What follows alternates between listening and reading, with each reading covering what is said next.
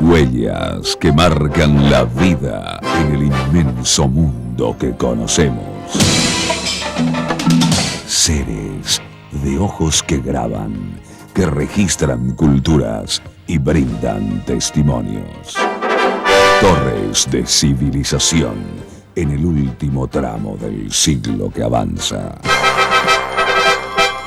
Fulgurante encuentro de los imperios de dos eras.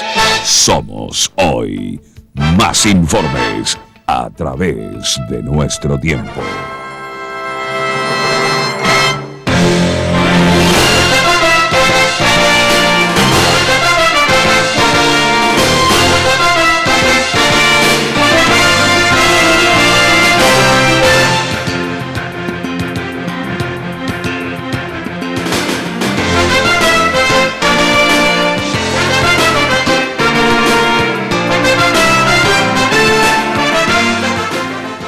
Muy buenas noches, amigos. ¿Quién lo diría? Ya estamos en diciembre, el último mes del año. Si no fuera por este hermoso árbol que nos ha regalado producción y ya está en nuestro set, no nos hubiéramos percatado.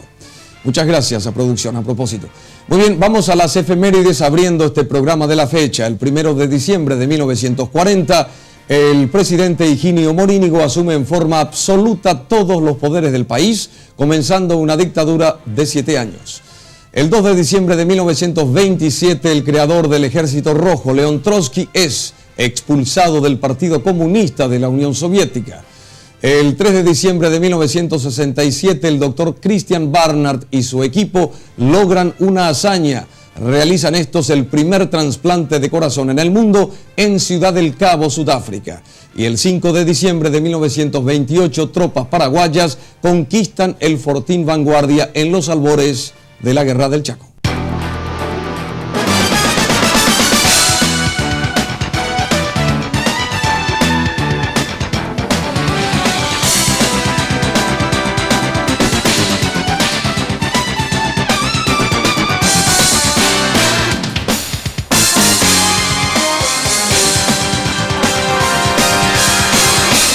Más informes.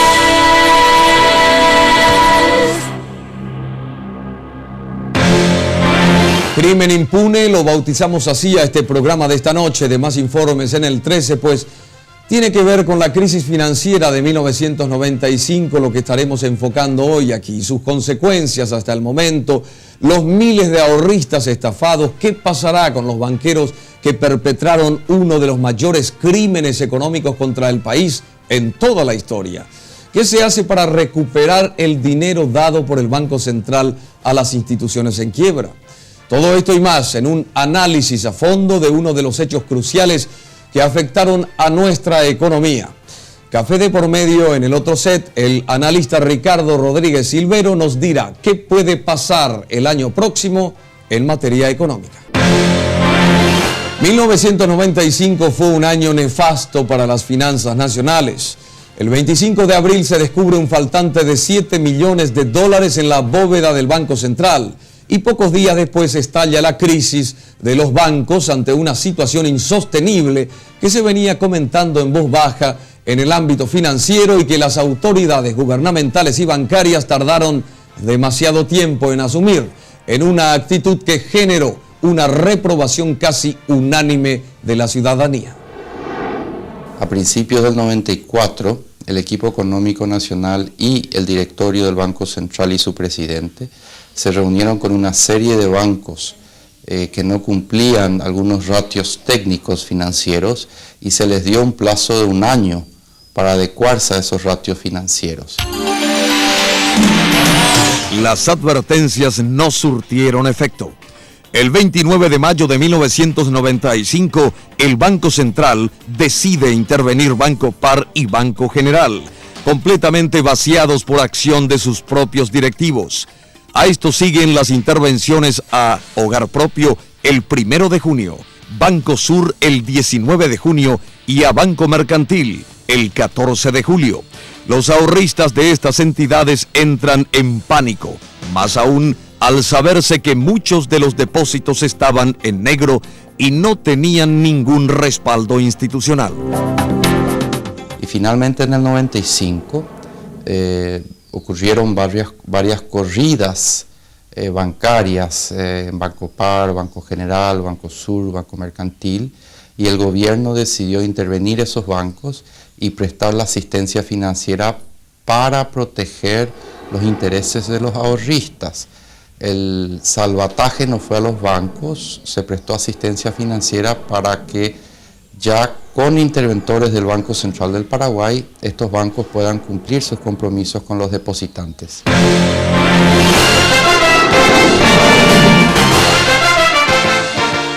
Ante la incontenible crisis debido a la imposibilidad de que los bancos cumplieran con sus depositantes, pues estos ya no tenían dinero, el 27 de mayo de 1995 se reunieron en el Banco Central los integrantes del equipo económico y el directorio del banco para tratar de buscar una solución que impidiera una corrida financiera de consecuencias inimaginables.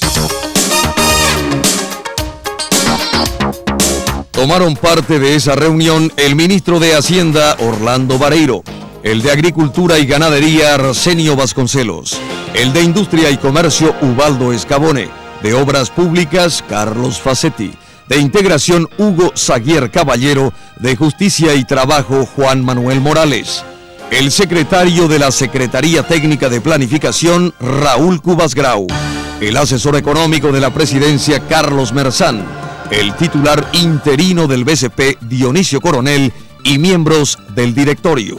Se autorizó la intervención de Banco Par y Banco General y la asistencia financiera para atender los reclamos de los depositantes. De ahí en más, el país perdería más de 300 millones de dólares. Bueno, en esa fecha, el Banco Central informó al equipo económico nacional de los trabajos que venían realizando en esos bancos y en otros, y con respecto a la situación que atravesaban estos bancos, y requirió el parecer favorable del equipo económico nacional para proceder a la intervención de estos bancos, ya que se habían configurado las causales que la ley 417 de bancos, que era la ley que en ese entonces regía, se habían cumplido. Y en base a esa información recibida por el equipo económico, se le otorgó el parecer favorable que estaba requiriendo el directorio del Banco Central. La directiva exacta fue dar simplemente el parecer favorable para que se proceda a la intervención y se preste, conforme al artículo 23, la ayuda financiera que requerían para atender a los depositantes.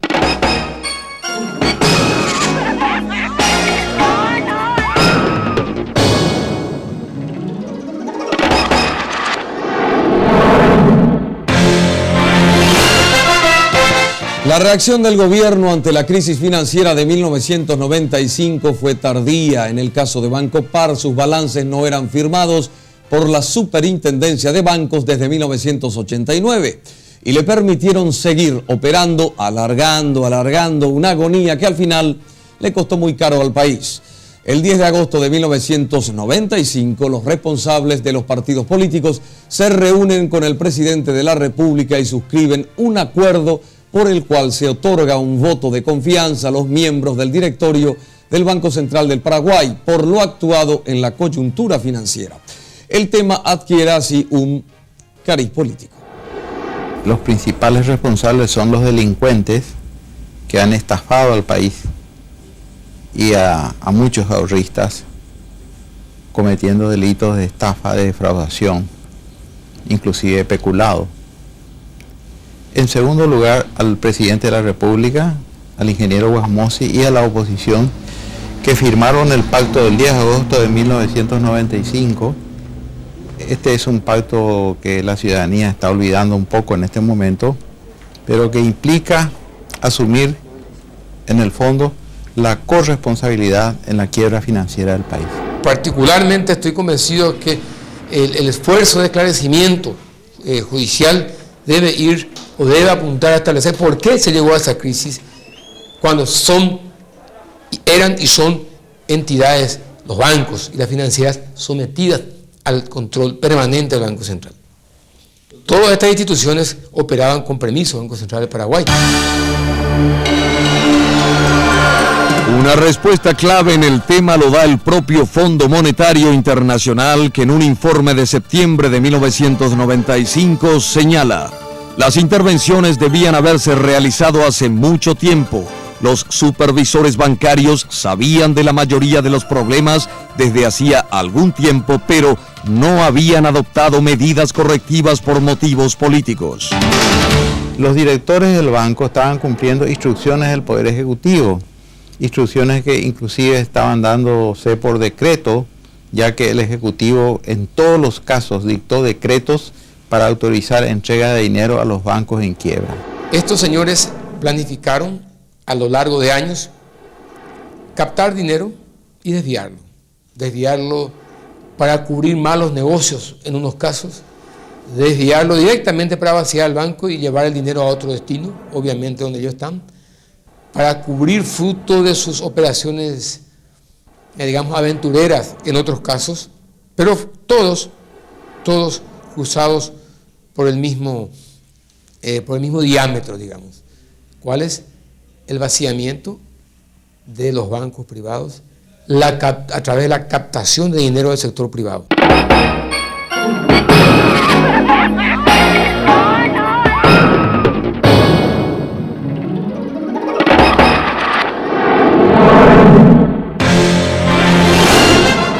Del informe del Fondo Monetario Internacional se puede entender que a los banqueros inescrupulosos se les dejó seguir estafando a la gente por mucho tiempo en pago a favores políticos. De ahí que atribuir toda la responsabilidad al directorio del Banco Central del Paraguay es caer en un simplismo rampante. Hay culpas a mucho mayor altura en los sucesivos gobiernos desde 1989. Cabe señalar solamente que luego del golpe, luego de la caída de Stroessner, Banco Par se convirtió en botín de guerra y sirvió para proveer fondos a campañas electorales.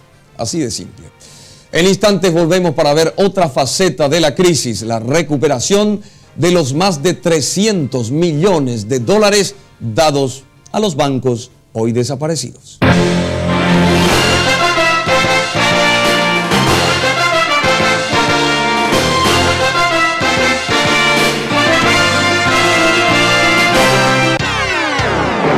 Más informes.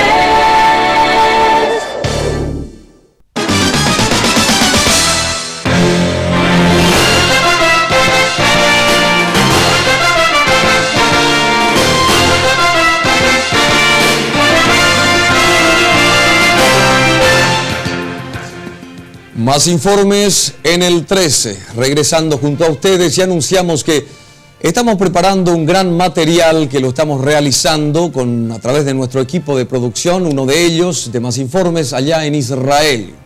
Y este material lo estaremos emitiendo el martes 24 de diciembre, o sea, en Nochebuena. Interesante esta comparación de una Israel nueva, moderna, próspera y aquellos sitios importantes que dieron lugar al inicio de toda nuestra historia cristiana. Así que a no perderse ese programa de Más Informes aquí en el 13, el martes 24 de diciembre a las 21 horas.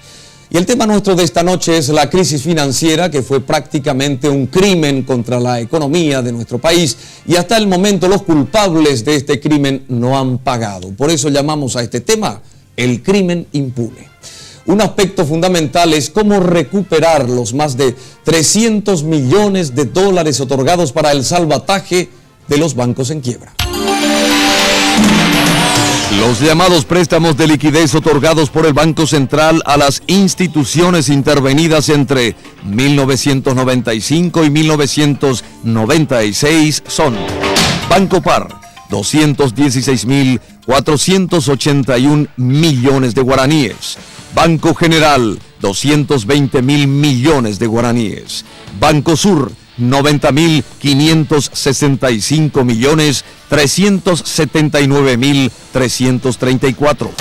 Banco Mercantil, 80.875 millones de guaraníes, lo que da un total de 607.921 millones 379.334 guaraníes. Estas sumas se otorgaron con un interés que oscila entre el 22 y el 20,5%, pero ¿se podrá recuperar este dinero? Esa es la pregunta. En algunos bancos hay suficientes garantías que cubren todos los créditos que se le dieron y más. En otros bancos se estaba en el proceso de conseguir esa garantía. Los accionistas habían ofrecido una serie de bienes y las hipotecas estaban en curso de ser firmadas y transferidas al nombre del Banco Central, y en algunos casos los accionistas no aparecieron a firmar esas hipotecas. Entonces la garantía contra los créditos que dio el Banco Central a estos bancos para proteger el sistema financiero está dada por los activos de esos bancos. Existe documentación respaldatoria de estos créditos y lógicamente que el funcionamiento ordinario y regular del mercado va a facilitar la mejor recuperación. Pero en el interín de todo este proceso, el Congreso Nacional ha sancionado una ley especial que establece que en caso de que no exista una recuperación total a través de los mecanismos que la legislación habilita, se procederá a resarcir al Banco Central a través de bonos del Tesoro Nacional.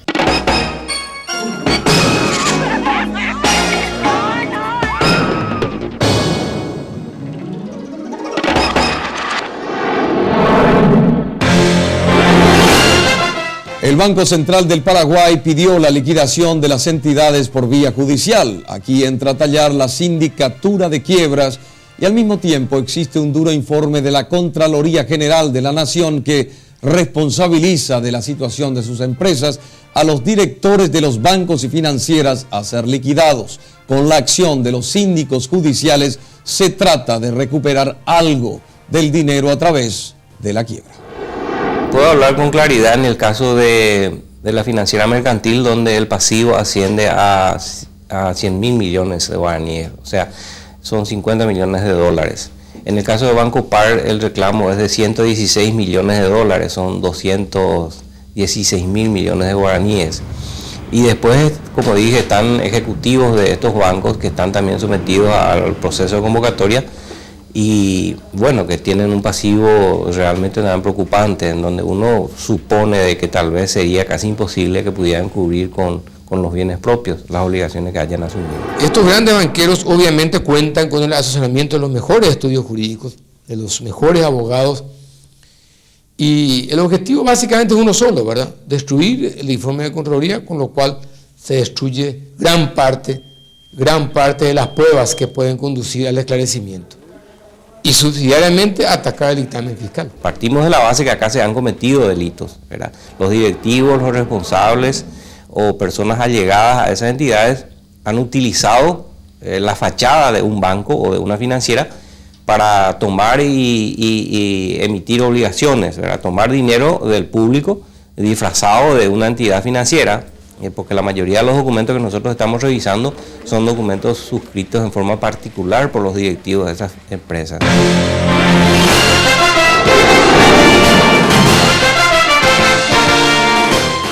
El problema está en ver, en caso de que los bancos y financieras no logran cubrir su pasivo, si los directivos de estas entidades pueden llegar a pagar todo lo que estafaron a miles de personas con su patrimonio personal.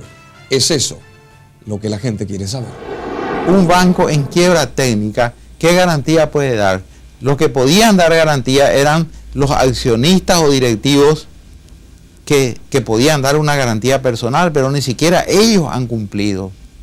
Ni siquiera ellos.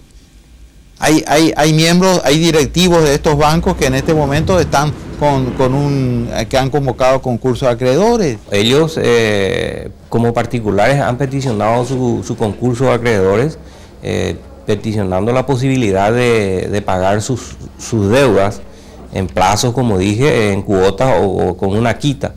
Ahora, habría que ver si el patrimonio que ellos denuncian es suficiente como para responder de todo el pasivo que tienen. Las demoras en la liquidación de los bancos generan pérdidas de la calidad de los activos de los bancos. En otras palabras, una cartera, un pagaré que no se cobra en 5 años, vale menos con el tiempo. Entonces le conviene al país que el proceso de liquidación avance lo más rápido posible. Pero imagínese que se ha llegado a levantar la detención de estos delincuentes porque los querellantes, que eran personas particulares, en algunos casos, desistieron de la querella, cuando que la acción pública es obligatoria. El juez debe seguir de oficio, si la querella se retira, el juez debe seguir de oficio el procedimiento, como hay jueces que han levantado la detención porque la querella se ha retirado. ¿Qué hizo la Corte Suprema de Justicia? ¿Qué hizo el Consejo de la Magistratura? ¿Qué hizo el Fiscal General del Estado para intervenir y dar instrucciones? Estaban complicados, sin ninguna duda.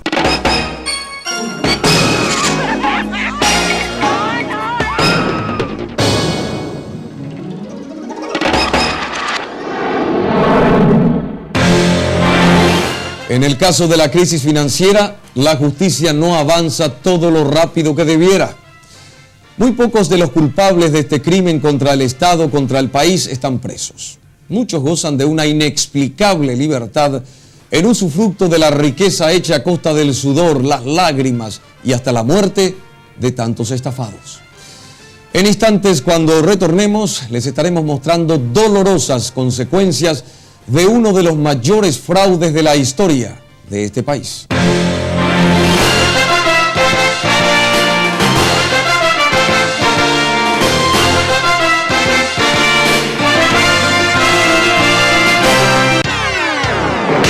Más informes.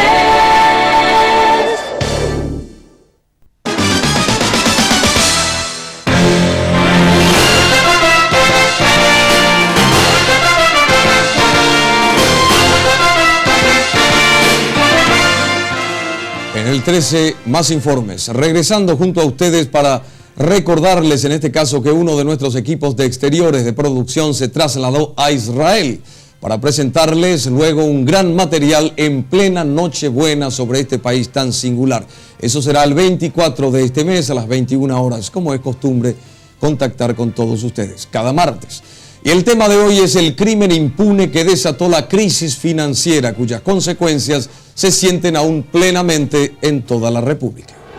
Sentimos en el sector financiero que no solamente existe una crisis en nuestro sector, sino que se ha extendido al país, al sector económico en general, notándose evidentemente como consecuencia de la caída del crédito, una serie de caídas en la cadena de pagos, en la cadena de ventas, en la comercialización. Y lógicamente eso genera un proceso de desocupación que también acarrea, ya empieza a crear un ciclo vicioso que termina siempre en una gran crisis económica.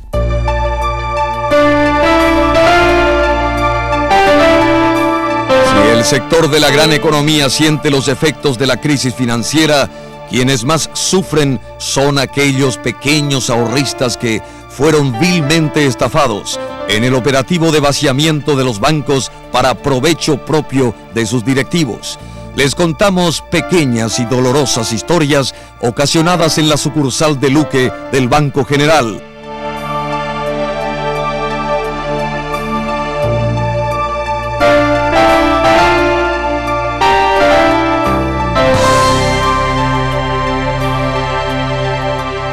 Se han entregado 15 millones de guaraníes.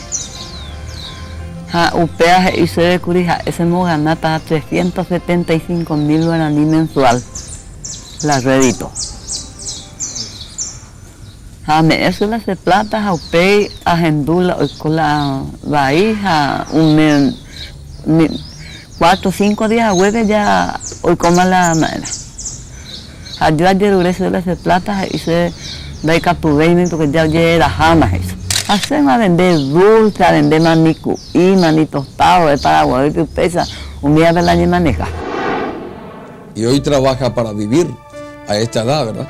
Doña Perfecta había vendido un terreno y con el producto del mismo pensaba vivir el resto de sus días, pero lo perdió todo y debe mantener a 10 nietos tras la muerte de sus hijos. Un cuadro realmente muy fuerte.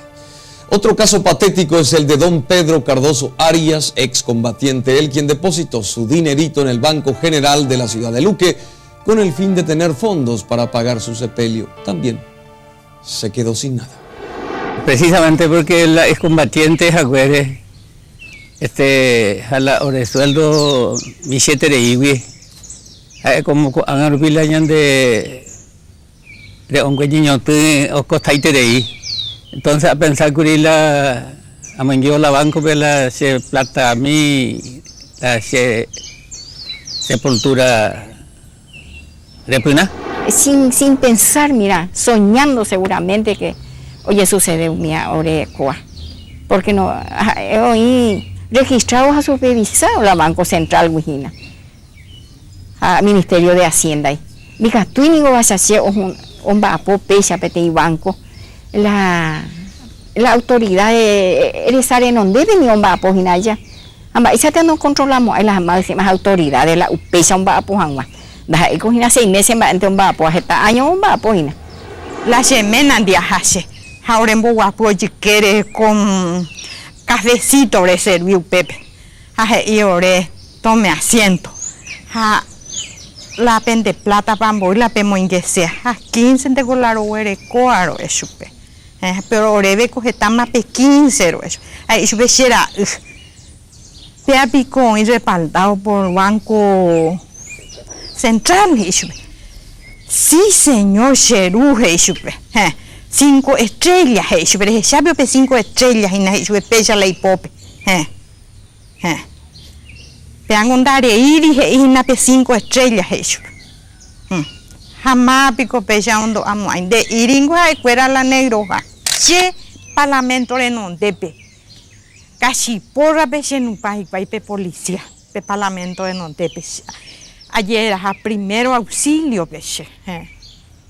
Che membro fuera mi viaje o pamba. En ella he omo ailande. Ay yo que jugaron de y triste con la miel de Paraguay, Pepe, y ya ponían de. Y yo vende plata, tengo droga de puere, orela, oremena, semena trabajo de puere, toda su vida, goja, Pepe, oreco.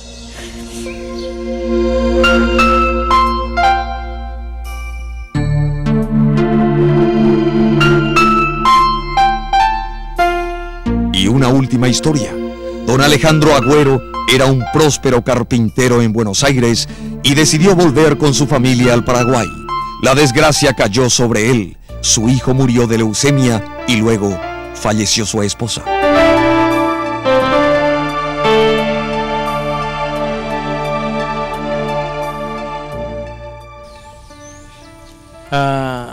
Entonces, va a se la yapota al quien ve cotibe. Te espera. Silencio. A vender esta cosa. A vender la ceroga. A pe ceroga pique a morir banco. O mando más será, yo mando la siempre, oye munda si la se plata. A banco ahí. ¿Y ellos qué pensarán? ¿Qué pensarán si oyeran estos testimonios los Kemper, los Sacarelo, Pérez Amaniego, Carísimo Neto, Hortellado, Fermín de Alarcón, Beneito y otros responsables de estas entidades que defraudaron a tanta gente? ¿Tendrán conciencia ellos de todo el mal que hicieron? Y con ellos, las autoridades del propio gobierno y del Banco Central que les permitieron durante tanto tiempo operar en forma dolosa a cambio quizá de solventar una campaña política o alguna actividad partidaria. Si no hay castigo, ni moral, ni penal, ni de ninguna clase para los ladrones, pues se declara la posibilidad de que todo el mundo robe. Por eso este país se ha convertido en una gran Alibaba donde todos roban.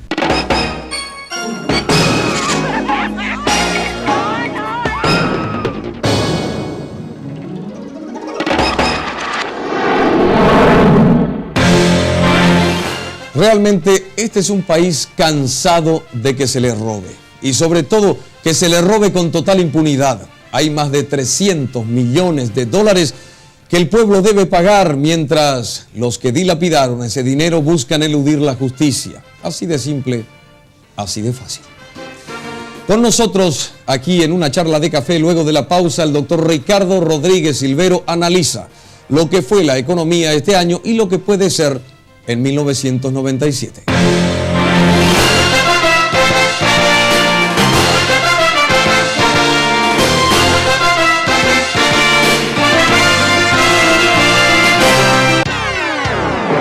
Más informes.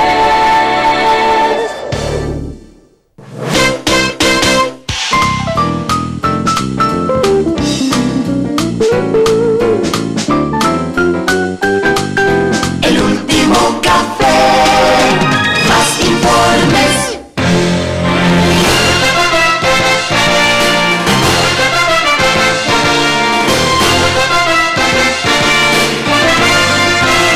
Muy bien, minutos finales aquí en Más Informes. StarTAC, el teléfono estrella, permanece siempre en nuestra mesa de tareas.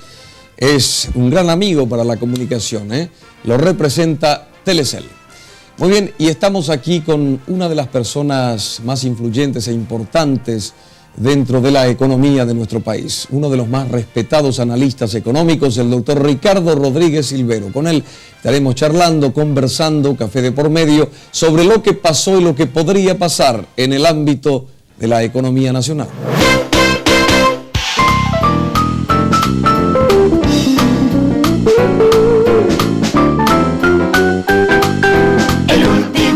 Ricardo, un placer de que estés esta noche con nosotros. Igualmente, Bruno. ¿Te gusta el café? Me encanta. ¿Amargo o un poco dulce? Prefiero un poco dulce, pero solo ¿Como un el poco. año que se nos disipa o no? Como el año que está terminando. Bueno, bueno, regular o malo este 96, económicamente hablando. En términos económicos, el año fue regular. Existen algunos aspectos positivos que hay que destacar. Por ejemplo, la estabilidad monetaria, la disciplina fiscal, el equilibrio en las cuentas externas, todo eso es importante. Pero desgraciadamente del lado negativo tenemos mucha gente desempleada, tenemos pocos puestos de trabajo que se están creando anualmente, apenas 10.000 puestos de trabajo por año. ¿Por qué eso? Porque no están dadas todavía las condiciones para un relanzamiento de la economía. Yo creo que la economía está amarrada, hay que soltarla, hay que ver la forma de que los puestos de trabajo puedan ser creados con pocas inversiones y que esas inversiones sean rentables. Es lo que todavía no se está dando, pero creo que estamos en buen camino. Ricardo, ¿qué fue lo que realmente pasó, sintéticamente hablando, en este 1996? Este año pasó que estamos en un entorno regional que es recesivo. La Argentina y el Brasil, que influyen poderosamente en nuestra economía, no tienen signos de reactivación económica, eso nos perjudica. Y por otro lado, productos agrícolas muy sensibles para nosotros, como el algodón, tuvieron este año un revés. Ha sido una disminución en la producción del 28%. Y a pesar de los puntos positivos en la soja y en el trigo, no hemos logrado compensar ese saldo negativo del algodón. Y por otra parte, tenemos todavía las consecuencias negativas de la crisis financiera del año pasado. Todavía estamos semi-recesivos, eso significa que la economía no alcanza a crecer lo suficiente, al punto de que para este año se pronostica un crecimiento económico de solamente 1,5% en el mejor de los casos, mientras el crecimiento poblacional es del 2,7%. Es decir, el crecimiento poblacional casi duplica el crecimiento económico en este año y ese es mal asunto. Hay mucha gente que critica el presupuesto de 1997, Ricardo. ¿Cómo lo ves a propósito? Yo creo que es criticable porque está inflado. Por el lado de los gastos, los parlamentarios siempre son muy generosos a la hora de establecer partidas a ser gastadas, pero se olvidan de algo importante. Esas partidas tienen que ser financiadas con algo. Y la recaudación tributaria está baja porque estamos en una economía semi-recesiva. No es posible disminuir en el corto plazo la gran evasión tributaria que está en el orden del 50%. Y aparte de eso, los inspectores de Hacienda actualmente están controlando solo al 10, al 15% de los contribuyentes. Entonces, en un ambiente de descontrol y de masiva evasión, no se puede pedir al Ministerio de Hacienda de que aumente sustancialmente la recaudación tributaria. Entonces, lo que ocurre es que si aumentan exageradamente los gastos, el ministro de Hacienda no tiene otro recurso, desgraciadamente, que disminuir las inversiones en obras de infraestructura, y lo más lamentable es que disminuye también el apoyo fiscal a los sectores productivos. Entonces, no crecemos lo suficiente, no se crean suficientes puestos de trabajo, la población crece aceleradamente y estamos en este callejón sin salida. Decime, ¿cómo podría ser un presupuesto ideal a tu criterio para nuestro país en estos momentos? Presupuesto ideal sería menos puestos de trabajo en el sector público, gente más capaz en el sector público, mejor pagada y sobre todo un remanente del orden del 20%, más o menos, para inversiones en obras de infraestructura y para el apoyo a los sectores productivos. Esto sería lo ideal. ¿Qué vaticinas para 1997? Hay tanta gente que nos está mirando esta noche que naturalmente está viendo 1997 como algo que puede mejorar su situación económica. ¿Cómo vos vaticinas el siguiente año? Yo veo que el año 97 va a ser mejor en términos económicos. Tenemos buenas perspectivas en el entorno regional. Argentina y Brasil están empezando a reactivarse y en el orden interno tenemos también afortunadamente la posibilidad de que el sector de la construcción reafirme la reactivación que ha mostrado ya en el último trimestre de este año y tenemos otros rubros que están también con buen comportamiento, pienso en lácteos por ejemplo, de forma que yo creo que en términos relativos el año que viene, es decir el año 97 vamos a estar algo mejor que este año. Va a ser un mejoramiento, sí, pero un mejoramiento lento. Los puestos de trabajo, me refiero, por ejemplo, a aquellas instituciones superpobladas, ¿verdad? Y también aquellos ciudadanos que quieren obtener puestos de trabajo no lo pueden conseguir. ¿Cómo se soluciona ese problema? Yo creo que tiene que ser el resultado de una cooperación entre el sector público y el sector privado. El sector público tiene que disminuir el peso del Estado en la economía y el sector privado, sobre todo por parte de los empresarios, tiene que poner una tecnología de producción que haga competitivos los productos paraguayos en precios y calidad y sobre todo que se suelten las trabas que tiene la economía para crear más puestos de trabajo. Indudablemente la mano de obra tiene que mejorar su productividad y esto no se puede hacer a corto plazo. Por eso es que es importante que el gobierno desde la política fiscal realice un apoyo a los sectores productivos de forma a acelerar la reactivación económica. ¿Hay esperanzas para 1997? Hay esperanzas y están bien fundadas. Vamos a tener un mejor año que el año 96. Muchísimas gracias, Ricardo. Ha sido un gusto, Bruno. Un placer de que hayas estado aquí esta noche. El café te aguarda, ¿eh? De acuerdo. Muchas gracias. Igualmente. Un placer.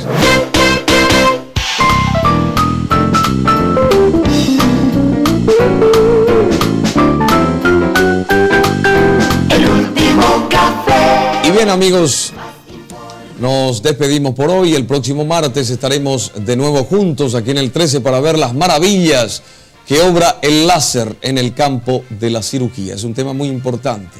Y les recordamos también que en la noche del 24 de diciembre a las 21 horas tendremos un gran informe sobre un país singular, Israel, a través de las cámaras de Más Informes, hasta donde se desplazó uno de nuestros equipos de producción. Y el tema central de esta noche ha sido realmente lacerante. Nos duele como paraguayos lo que ha ocurrido en nuestro país con esto dado en llamar tan fríamente la crisis financiera.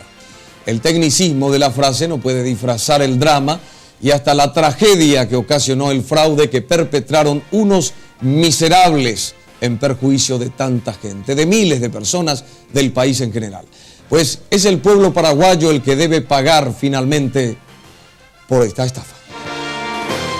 Muchas personas murieron a consecuencia del dolor causado por la pérdida de sus pequeños ahorros, frutos estos del trabajo de toda una vida y el único seguro que tenían para su vejez y hasta para solventar un sepelio digno, decoroso tras su muerte.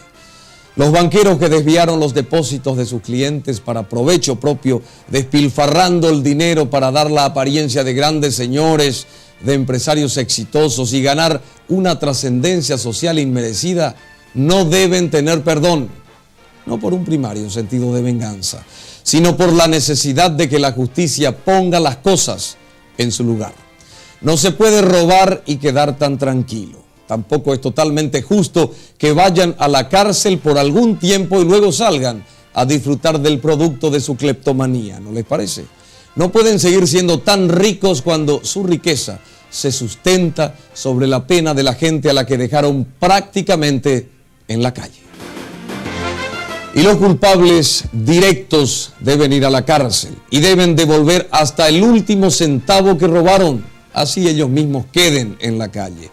y los culpables indirectos, los que permitieron el robo por tanto tiempo sin impedirlo, especialmente aquellos políticos de silencio cómplice y cómodo, también deben tener su merecido castigo. Deben ser señalados e ignorados a la hora en que pidan votos y se autoproclamen adalides de la moral, que no lo son ni por asomo.